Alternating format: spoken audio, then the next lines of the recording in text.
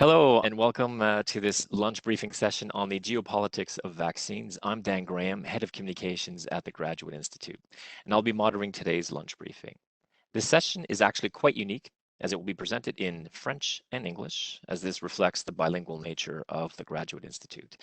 Before we begin the session, just a bit of context. After more than a year of the COVID-19 pandemic, the world has just begun to put into place an effective global response based on a concerted vaccination policy. However, vaccines are now a tool for power politics. We're seeing some countries using vaccines to enhance their soft power. While vaccine access has become a major geopolitical issue, the debate on local production emerges as an ethical response, a sort of moral injunction to rebalance the divide between the North and the South, already well marked before this health cataclysm. Here to help walk us through this very interesting topic are Professor Suri Moon and Eric Digila. So just a bit about Suri Moon. So Suri Moon is co-director of the Graduate Institute's Global Health Center and professor of practice in the International Relations Political Science Department. Research focuses on global governance and health, with a current focus on new business models of pharmaceutical R&D and the global governance of COVID-19. She is the recipient of a career grant from the Swiss National Science Foundation and serves on several expert advisory bodies, including the Swiss National COVID-19 Science Task Force and WHO ACT, Accelerator Ethics and Governance Working Group. I'm going to switch to French to introduce Eric Digila. Eric Digila enseigne au département de sciences politiques et relations internationales ainsi que dans le programme interdisciplinaire de l'Institut. Ses recherches portent sur la place des acteurs du Sud dans les relations internationales contemporaines, en particulier le rôle de l'Afrique dans la gouvernance globale, ainsi que sur les thématiques situées à l'intersection de la migration et de la santé. Il est par ailleurs professeur invité de politique africaine dans plusieurs universités en Asie, en Afrique, ainsi qu'en Amérique latine et centrale. Il conseille régulièrement des organisations internationales ou régionales telles que l'Union africaine et sur les sujets relevant sur son champ d'expertise. Before handing it over to Suri, just a bit about the lunch briefing sessions in case this is your first one. So typically there are two parts to a lunch briefing session. There's the first part, which will be the presentations, which we will soon get into. And the second part is the Q&A session. And you can submit your questions in the Q&A section that you should see, or panel, and feel free to submit your questions throughout the presentations. No need to wait till the end. And please feel free to submit your questions in English or French. And I will get to them once we get to the Q&A session. So Suri, with that, over to you. Thank you so much, Dan, for the kind introduction. And I'll just take a moment to get my slides up on the screen. Okay, I hope you can all see them now. Okay, terrific. Bonjour, bon après-midi, bonsoir tout le monde. C'est vraiment un plaisir d'être ici avec vous. I'm going to do the rest of my presentation in English, but I did want to respect the bilingual principle, indeed, of the Institute, and also to thank my colleague Eric Digila, who has kindly invited me to join him and all of you in today's lunch briefing. So what I wanted to do over the next 10 or 12 minutes was to share with you some of the data that may help us to understand a bit better what's going on with what we're calling the geopolitics of access to COVID-19 vaccines. And the data that I'm about to share with you covers access to vaccines in terms of access to supply, research and development investments, as well as manufacturing. And each one of these aspects is important for understanding, I think, the broader geopolitical games, if we can call them that, that are currently going on. This data has been collected by my colleagues at the Global Health Center, Anna Bezruki, Adriana Lanza-Ruiz, Sarabi Agarwal, and Marcela Vieira.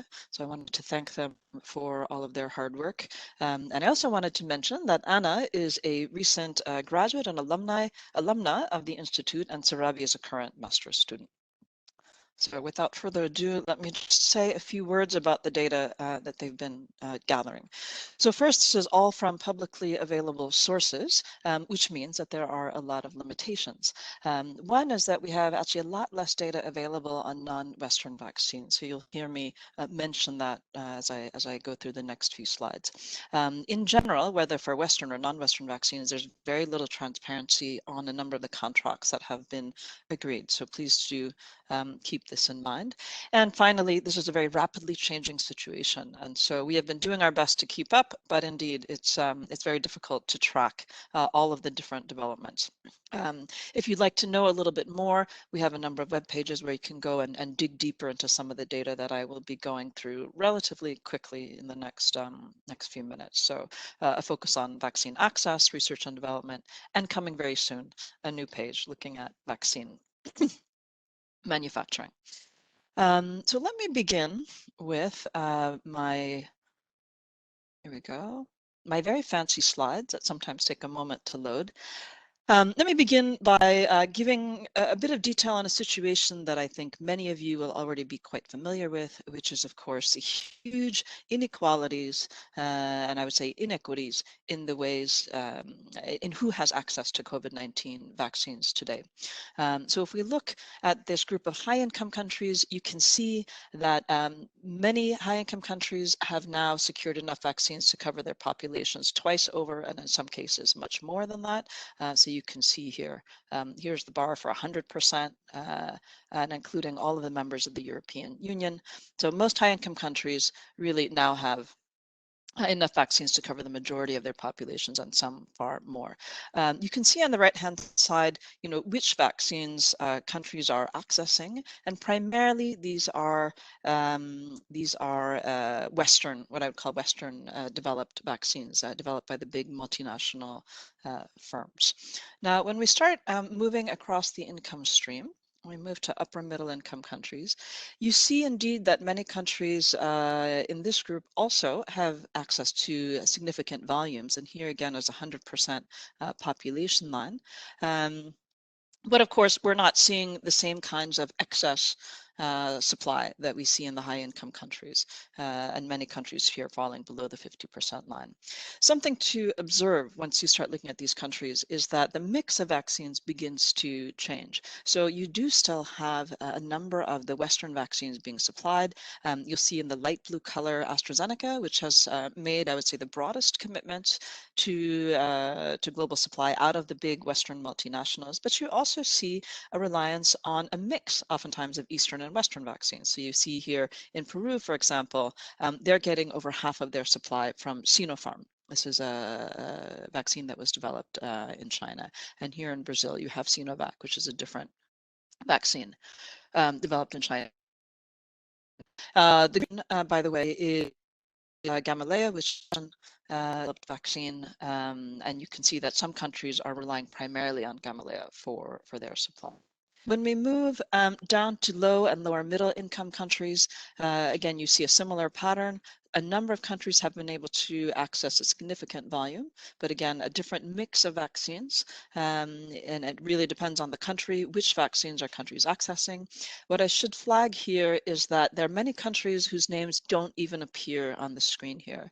And so you have many low and lower middle income countries, for example, that have not secured any vaccines through bilateral agreements. And I should have specified earlier, all of this data is showing vaccines secured through bilateral channels, not through the COVAX initiative, which is the multilateral initiative that was established about 1 year ago to try to actually prevent and address the situation that we're seeing today.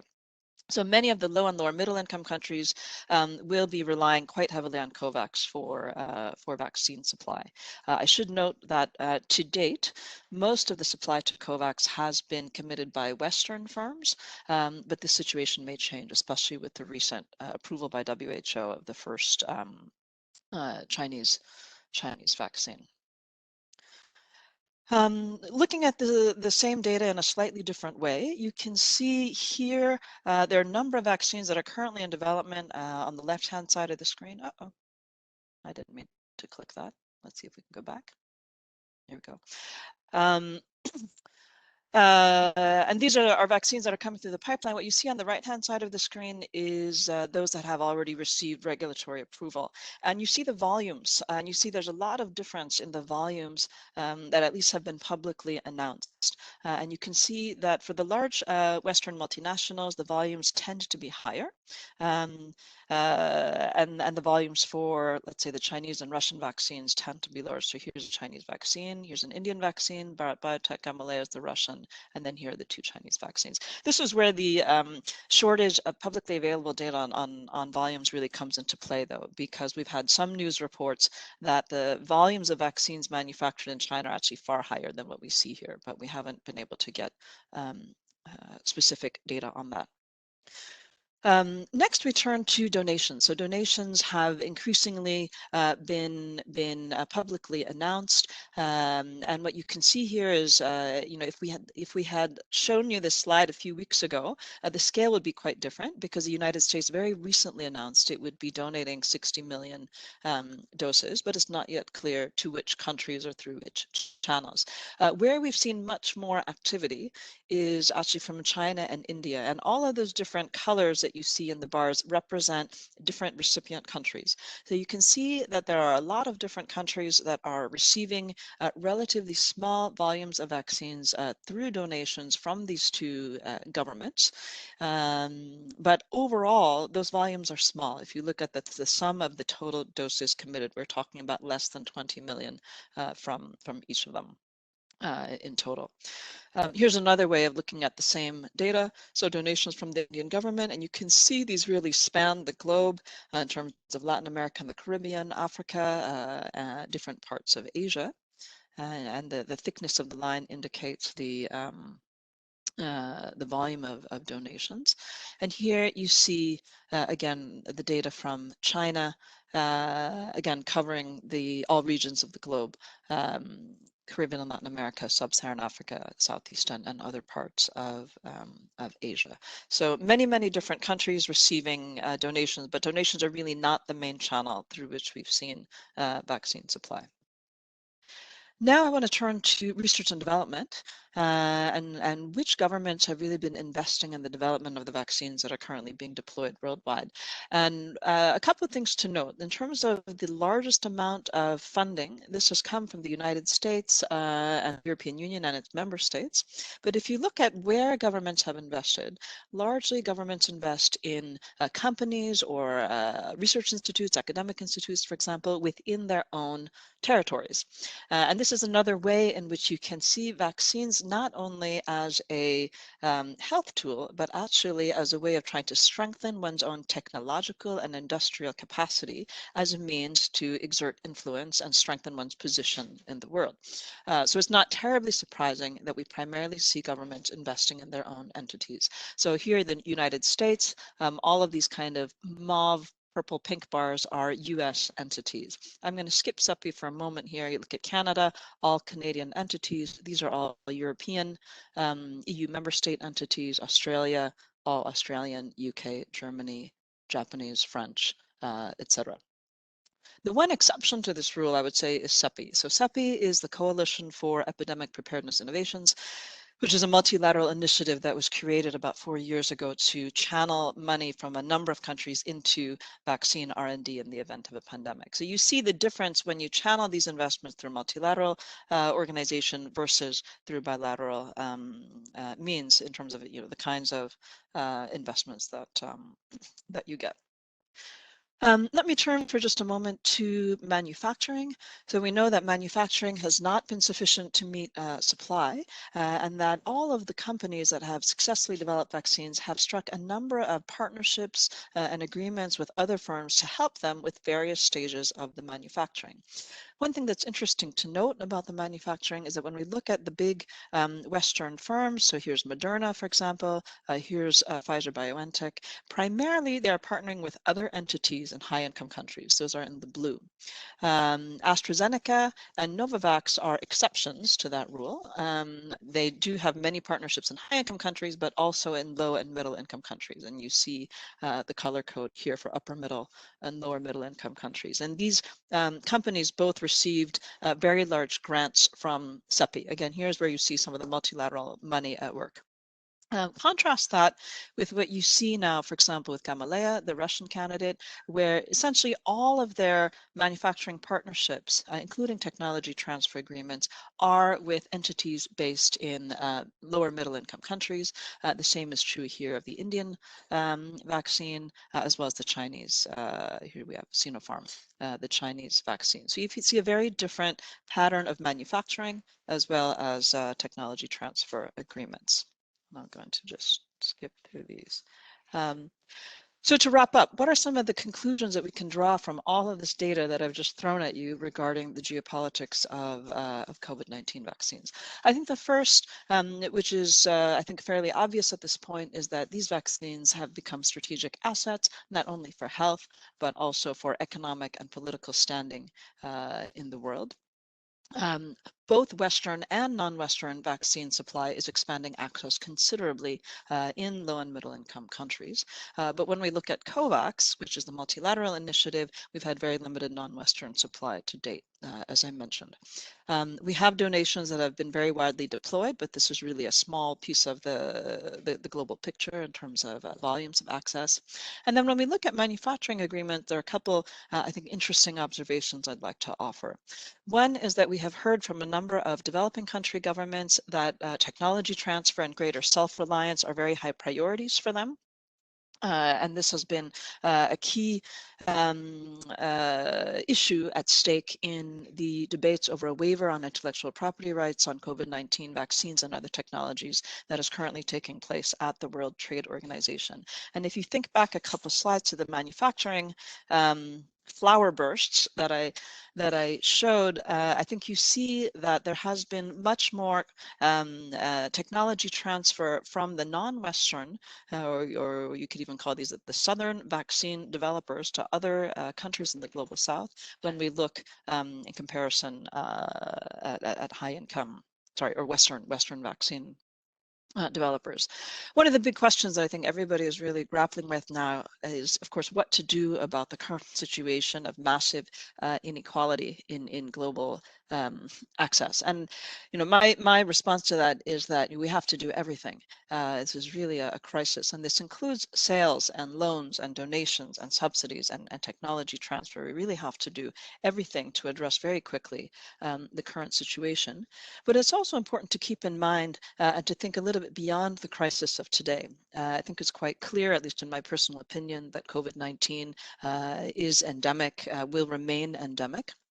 And what this means is both that we will need expanded production at the global level, but it also means that the market for these vaccines is going to be large and continuous. And this is really a long game that we're looking at. It's really not just about the geopolitical maneuvering in 2020 or 2021, but this very ubiquitous geopolitical maneuvering that we're going to see, I think, for many years to come related to COVID-19 vaccines.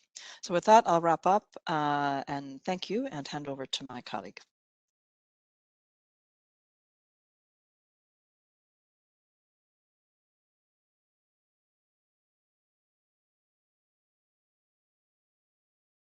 Thank you very much, Cherie. Maintenant, c'est Eric Digila qui va donner sa présentation. Donc, Eric.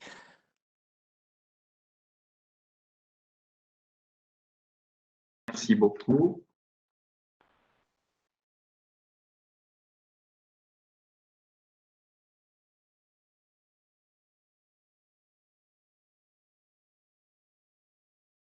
Merci beaucoup, Dan. Merci à Suri pour sa présentation très éclairante. J'aimerais à présent offrir une perspective plus globale sur la situation induite par la pandémie de COVID-19, en rappelant peut-être le contexte géopolitique dans lequel nous étions au début. Je voudrais souligner ici 3 faits marquants. Le premier, c'est d'abord que nous étions dans un contexte où l'ordre mondial multipolaire était caractérisé, et l'est toujours, par une logique de fragmentation avec l'émergence d'acteurs qualifiés d'acteurs périphériques du système international. Je pense notamment à la Chine, mais également au maintien de certains acteurs comme la Russie, où au niveau global, il y avait, et il y a toujours cette compétition très accrue. Le deuxième élément que je souhaite mettre en exergue ici, c'est la question de la primauté de l'intérêt national qui est tout de suite associée à celle de l'exacerbation du repli nationaliste. Nous sommes dans un système international où les États sont de plus en plus préoccupés par leurs intérêts nationaux. Le troisième point qui est important de garder à l'esprit est le recul flagrant du multilatéralisme et la prééminence de logiques de rapport de force. Il n'y a qu'à voir ici à Genève comment plusieurs organisations internationales se sont trouvées dans des situations difficiles où le dialogue n'était plus possible puisque les États, et en tout cas les États les plus importants, sont restés dans une logique de rapport de force. Alors, j'aimerais à présent mettre en perspective ces éléments en indiquant que selon les prévisions les plus prudentes, environ 9 milliards de doses de vaccins pourront être produites en 2021. Une récente publication de la Banque mondiale indique par exemple que si 350 millions de doses sont mises à disposition de 91 pays à revenus faibles et intermédiaires, on pourrait atteindre une couverture optimale d'ici le mois de mars 2022 avec 60% de la population mondiale. Une telle projection est réalisable à travers différents mécanismes, cela a été mentionné par Suri, notamment le COVAX, mais également des arrangements régionaux tels que le Africa Joint Continental Strategy pour COVID-19 outbreak. Ces différents éléments suggèrent qu'une immunité collective pourrait être atteinte d'ici le printemps 2022, étant donné que les capacités de production de vaccins ne constituent pas une contrainte majeure.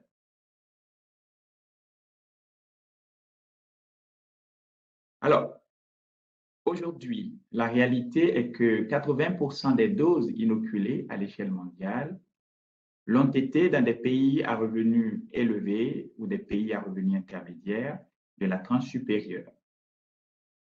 Ce qui signifie que si on peut se réjouir de ce que les 47 pays africains ont débuté leur campagne vaccinale, les doses administrées sur le continent représentent moins de 2% des injections réalisées à l'échelle globale. Et l'essentiel de ces injections réalisées en Afrique, mais dans plusieurs autres pays du sud global, provient d'arrangements multilatéraux comme COVAX ou comme le Africa Joint Continental Strategy que j'ai mentionné tantôt. À l'évidence, l'accès au vaccin COVID-19 est devenu un levier important dans les stratégies de politique étrangère des acteurs majeurs du système international.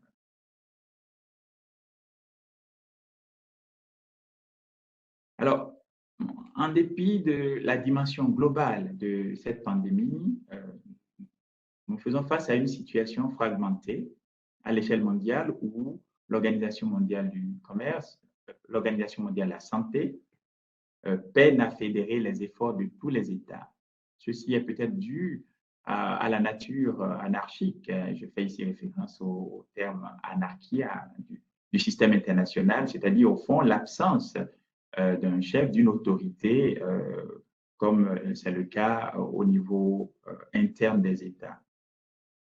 Et en tout cas, on peut noter qu'il y a une prééminence du rôle des États qui demeurent des acteurs de premier plan, malgré le fait qu'aujourd'hui, les entités non étatiques, comme celles du secteur privé, secteur pharmaceutique, occupent un rôle de plus en plus important, ce qui peut parfois créer un contexte de rapport de force ou un contexte de rapport asymétrique.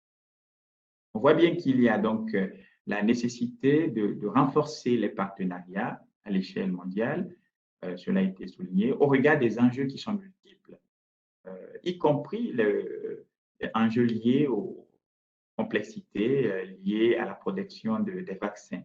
Je pense ici aux questions d'innovation, aux questions de financement, aux chaînes de distribution, etc.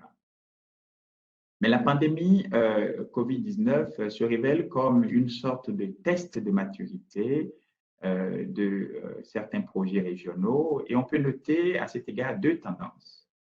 La première tendance, c'est une sorte de cacophonie qui est due à une tension entre des logiques nationales et l'opportunité de consolider un processus d'intégration régionale. On le voit très concrètement dans le cas de l'Union européenne. Mais une autre tendance intéressante à observer, c'est l'affirmation d'un projet régional à partir d'un leitmotiv qui pourrait être ensemble, nous sommes plus forts. Et on voit cette tendance dans le cas de l'Union africaine où une stratégie régionale a été véritablement mise en place dans le cadre du projet panafricain et porté par l'Union africaine. Alors, à l'échelle des États, en particulier au sein des démocraties occidentales, on peut noter une sorte de tiraillement dans la définition d'une politique étrangère cohérente sur la question.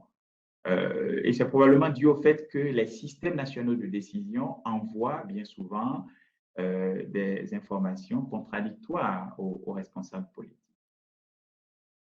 De la même manière, on peut constater que la pression des opinions publiques et les logiques d'intérêt national exacerbent d'une certaine manière le principe de précaution, ce qui peut conduire à des situations comme celle que connaît aujourd'hui l'Europe, avec un surplus de doses qui induit la volonté de mettre en œuvre une stratégie propre de distribution de l'excédent.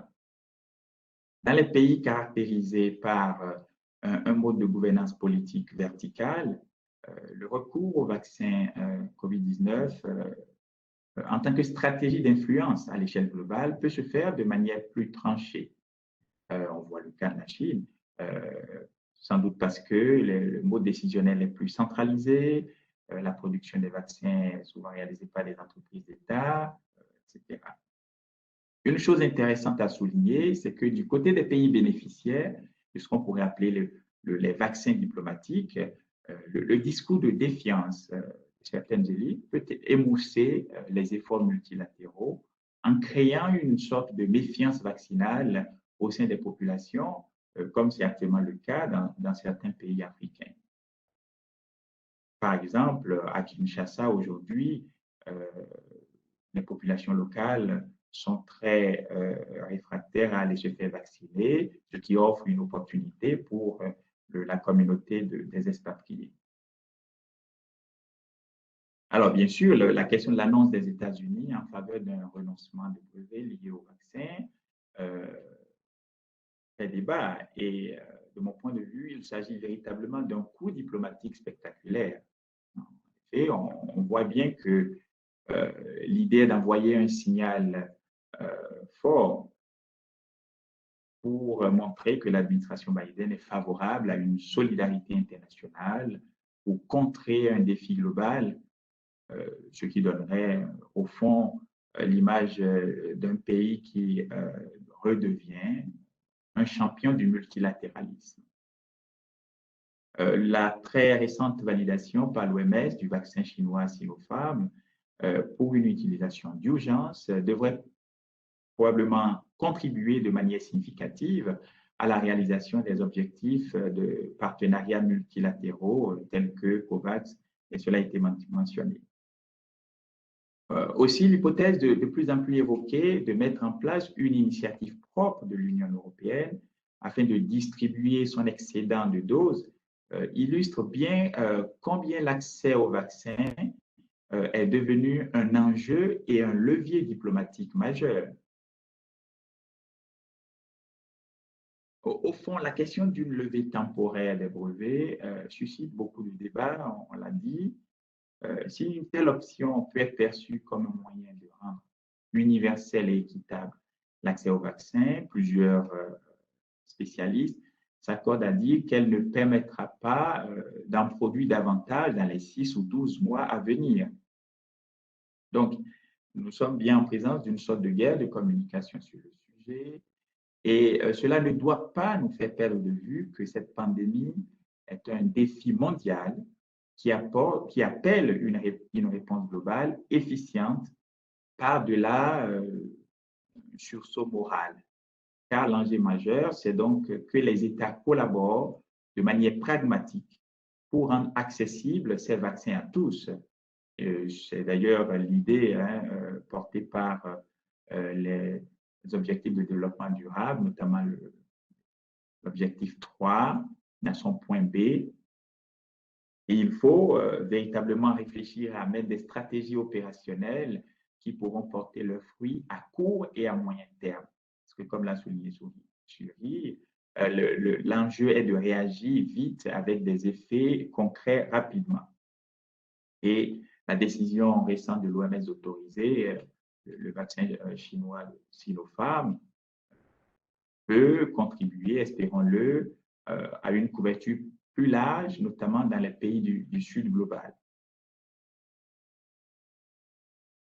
J'aimerais conclure en disant que aujourd'hui, il est impératif de mettre en place une stratégie de riposte globale qui serait fondée sur une politique vaccinale concertée par-delà les logiques d'intérêt national. Le directeur général de l'OMS, Dr.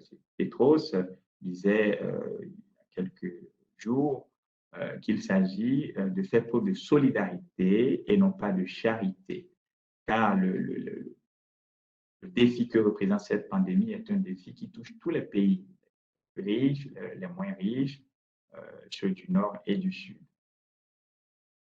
Et donc, au-delà du discours consistant à présenter le vaccin comme un bien public mondial, il y a véritablement besoin de travailler à bâtir des écosystèmes effectivement propices à une production locale. Et en particulier dans les pays en voie de développement. C'est une idée qui est fortement portée d'ailleurs par cet agenda global, notamment l'objectif 9 de SDG. Il s'agit aussi de s'engager de manière durable à travers des politiques publiques de santé ambitieuses dans ces pays, axées sur un investissement massif dans la formation du personnel de santé, le renforcement des capacités et les infrastructures adéquates. Car au fond, ce que nous enseigne cette pandémie, c'est que la santé doit être véritablement une priorité et il faut définir des politiques nationales qui se projettent à moyen long terme. Et gageons qu'une telle approche puisse devenir l'horizon moral de notre.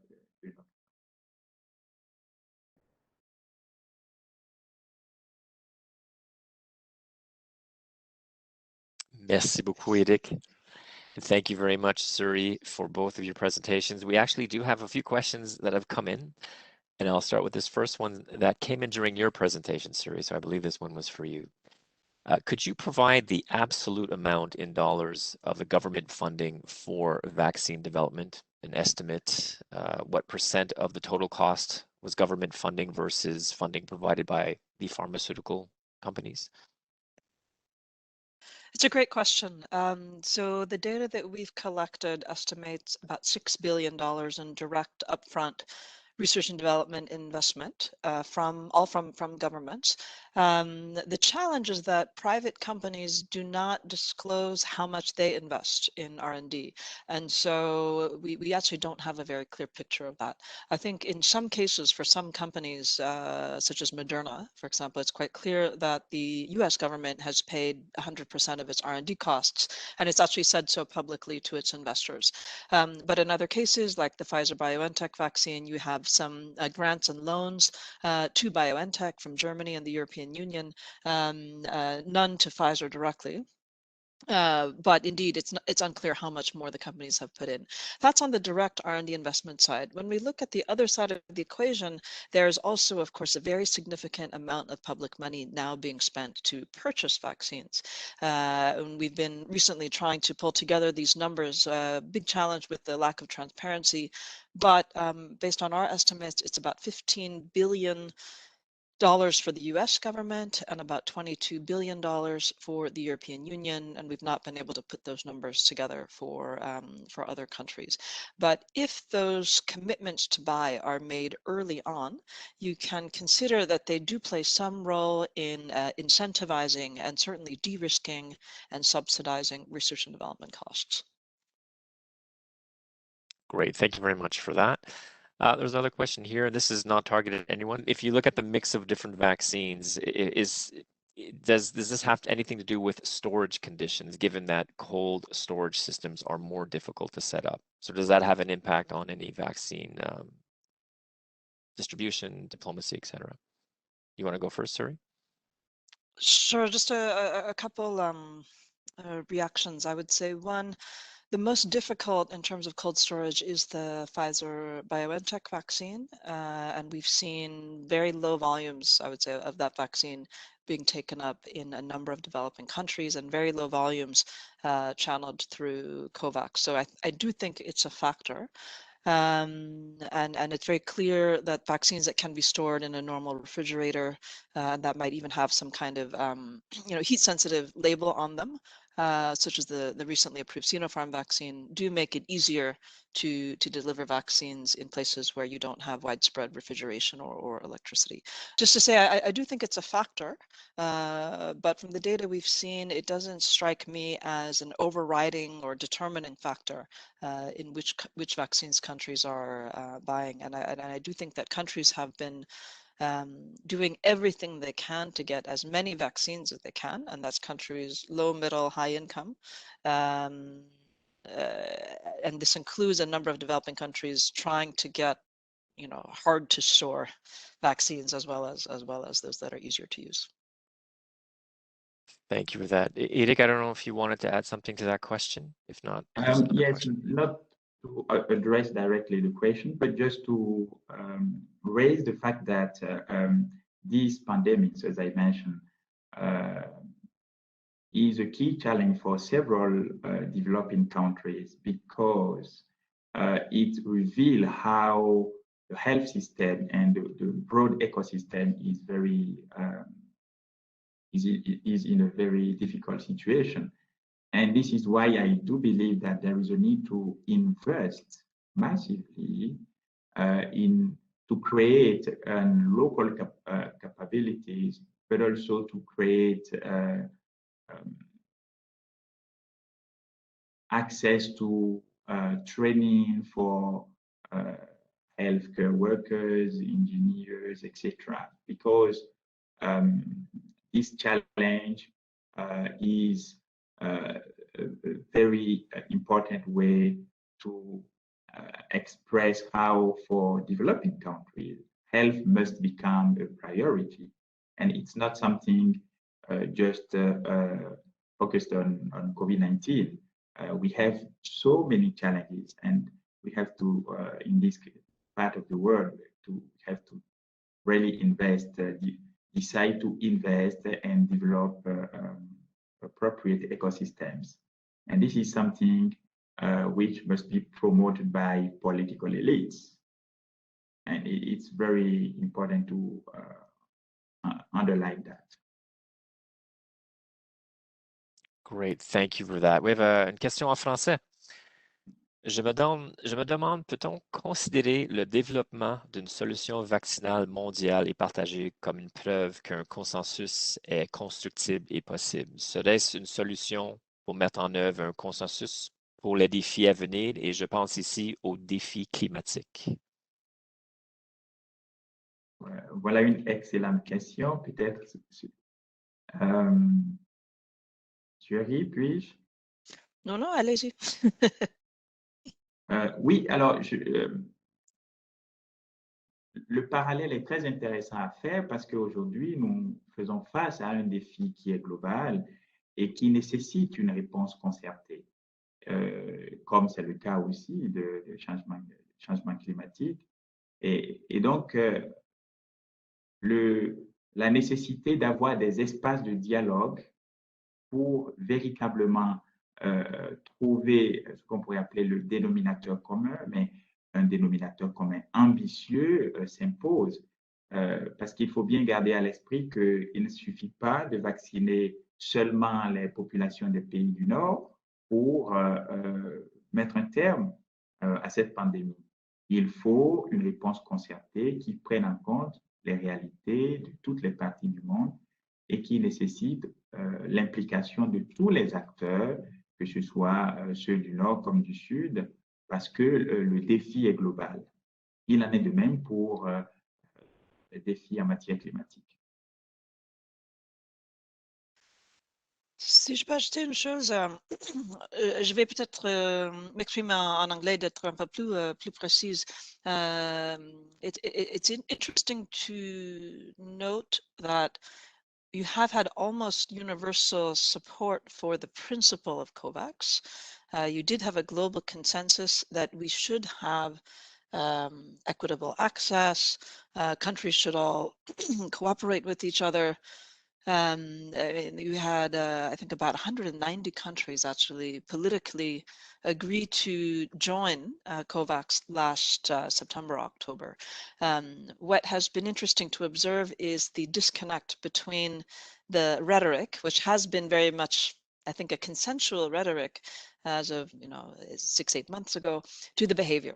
And when we see the behavior of governments, we do see a lot of quite different strategies, as you've seen, in terms of governments really trying to get as much vaccine as they can for themselves, different political relationships being an important and influential factor. And I think moving forward, we are likely to see the same. And I think there's some parallels to the climate sphere, where you can have some agreement on norms or principles or goals at the same time, at the same moment, that you have a fragmented set of actions. And some would say that a diversity of actions or strategies is actually, this can be a beneficial or a positive thing. I think it really depends on the specific issue. So I wouldn't say you necessarily need to have one or the other, but in the vaccine issue, we have seen happening at the same time political consensus at the level of norms and a rather lack of consensus in how to actually implement or achieve those shared goals. Great, thank you to both for those answers. The next question is, will these different vaccines follow the patent laws for medical products? This will reinforce then the country's economic power. Will this influence the trading powers with depending countries?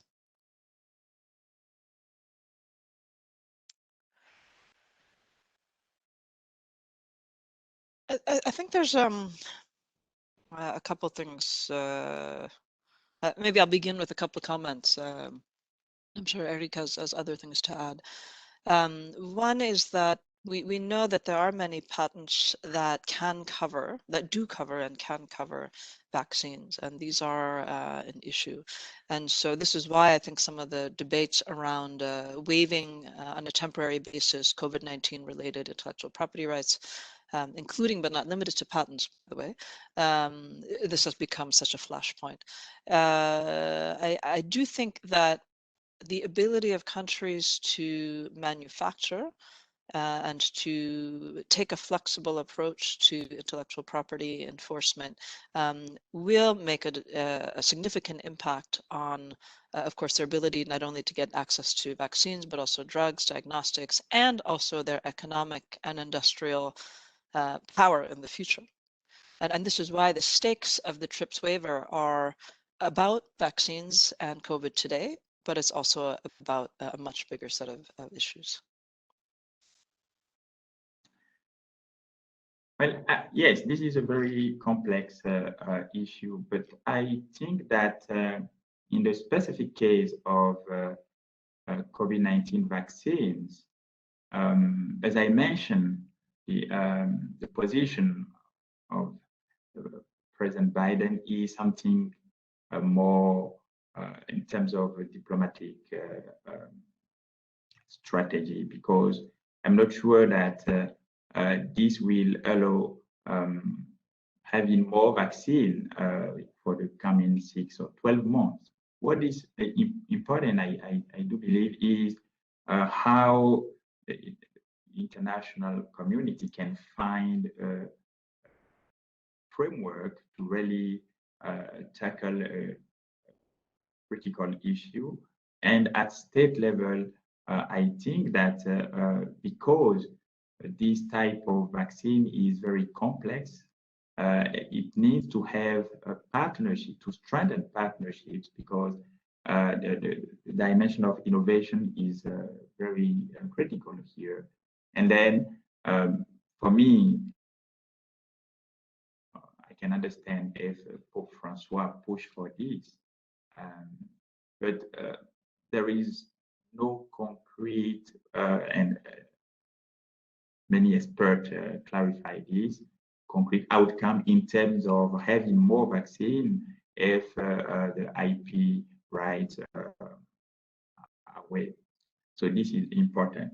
Another aspect that I can see is for those countries which don't have the appropriate ecosystem, they try to put together what they have. And if you look at the example of African countries, you can see how for them it's critical to play what I will call a regional game by designing a kind of continental strategy, especially because they are not in a leading position. So they try to take profit of what they can enjoy, but it may be a good step to strengthen, as I mentioned, the regional project of African integration. Great, thank you both for those answers. Eric, there's a question here in French for you. It actually addressed to you. So, pensez-vous que le choix de vaccins non approuvés par l'Union européenne pourrait représenter un outil de pression diplomatique sur certains pays? Et si oui, quelle serait la meilleure approche pour ces pays? Et deux, vu la forte résistance aux vaccins au sein des populations, surtout du Sud, quelle solution proposez-vous? Voilà une question très, très intéressante. Je pense que la problématique de la reconnaissance ou de la validation du vaccin est une problématique importante, mais qui induit derrière la possibilité d'accéder à un marché ou à des pays. Cette question peut être analysée d'un point de vue géopolitique comme le continuum des antagonismes ou de la compétition entre les pays développés, les pays du Nord dont les vaccins sont pour la plupart validés, et les autres pays. Et on voit bien que donc le vaccin devient une sorte d'arme, sorte de moyen de pression. Mais comme je l'ai mentionné, il ne faut pas perdre de vue le fait que nous sommes en face d'un défi global qui nécessite des réactions et des stratégies rapides. Il me semble important de faire confiance aux institutions globales qui ont la possibilité et qui sont dans la position de valider différents vaccins. Donc, si l'Organisation mondiale de la santé valide, par exemple, c'est ce qu'ils ont fait il y a quelques jours, le vaccin Sinopharm, il n'y a pas de raison que ce vaccin soit diffusé. Mais je tiens juste à faire remarquer que tous les vaccins, d'ailleurs, sont utilisés avec une terminologie, sont autorisés avec une terminologie très intéressante. C'est pour un usage dans une situation d'urgence. Donc, ça veut dire que, quels que soient les vaccins, il y a quand même une volonté d'offrir la possibilité de les utiliser, même si toutes les conditions ou tous les tests n'ont pas été réalisés. Donc, moi, je suis plutôt de faire confiance aux instances multilatérales dans leur appréciation et puis surtout de trouver des solutions rapides qui permettent vraiment d'endiguer ce fléau. Parfait, merci beaucoup, Eric. And this question is addressed to both of you.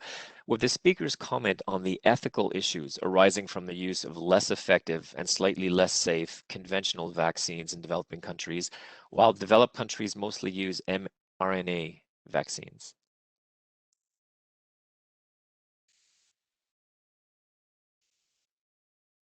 Maybe I'll take that one. It's a really complex and challenging set of issues because we are, I think, still very much learning about and understanding exactly what is the safety and efficacy of the various vaccines.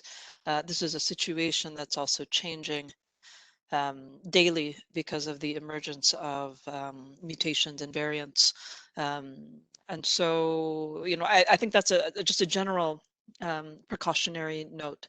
That said, indeed, from the data that we have seen, there are different levels of efficacy of the different candidates.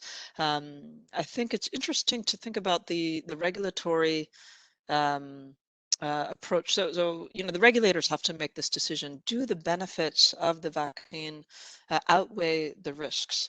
And I think that regulators have been, I think, trying to take everything into account. And when they say yes, whether we're talking about national regulators or we're talking about an assessment of the World Health Organization, when they assess that in their view, based on the data they've been able to see, the benefits outweigh the risks, I think that's a very important signal. And this is why the WHO decision, whether on Sinopharm or on Moderna or on AstraZeneca, these WHO decisions are very important. They're very influential on national governments. I think that it is a very difficult issue because I think, of course, we all want the safest and most effective vaccines for everybody, but also considering the major supply problems. My personal view is to agree that we need to roll out vaccines, even if not every vaccine is 94, 95% efficacious. But they are indeed very difficult and complex ethical issues. Ultimately, for me, beyond the regulatory and the technical challenges, these are decisions that governments really have to take and take responsibility for on behalf of their own, their populations, on behalf of their people, and they're hard decisions. But I do think these are ultimately this is the responsibility of governments. Great. Well, this question is very complex because it depends. I will say there is an issue also of positionality. When you are the leader of a small country like Benin, my native country, you decide according to what you can afford or how you can get the vaccine. So I think there is a situation where political leaders decide, of course, because they are trying to find the best solution for the population, but also because of economic constraint, technological constraint, etc. If you cannot, for example, have local infrastructure to have complex vaccine, what will you do? When you know that in several places in the country, like Benin, you don't have energy. So how can you decide by looking at possibly an ethical dimension? No, you decide and you select according to what you can afford and how you can manage and take these to population. And I think it's a very pragmatic decision for these countries with limited resources. And this is why, for me, it's very important beyond this COVID-19 crisis to think, to invest, to think how we can create in developing countries appropriate ecosystems to promote local production, which means that you need to to train people, you need to invest in infrastructure, you need to have a reliable system of access to energy, etc. So COVID-19 should be an issue which will push leaders of developing countries and broadly the national community to promote investment in innovation and to provide also legal framework to attract foreign investment. This is another key dimension because if foreign investors are not comfortable, they will not come to invest in your country. A couple of years ago, I've been a part of a panel of experts of the African Union which drafted the Pan-African Investment Code with the idea to really provide a legal framework which can attract foreign investors. So you can see that challenges are very high depending on where you are, which country you are. Great. Thank you very much for that, Eric. And given we're 28 minutes past the hour, I think we're going to sadly have to wrap up. There are a few more questions, but I'm afraid we can't get to them. And apologies to those who have asked those questions. But first of all, big thank you to Suri and Nidik for your presentations. Much appreciated. Thank you for everyone who participated in this and provided the questions. This has been recorded and this will be soon available on the Graduate Institute's YouTube channel. So with that, thank you very much, everyone, and goodbye.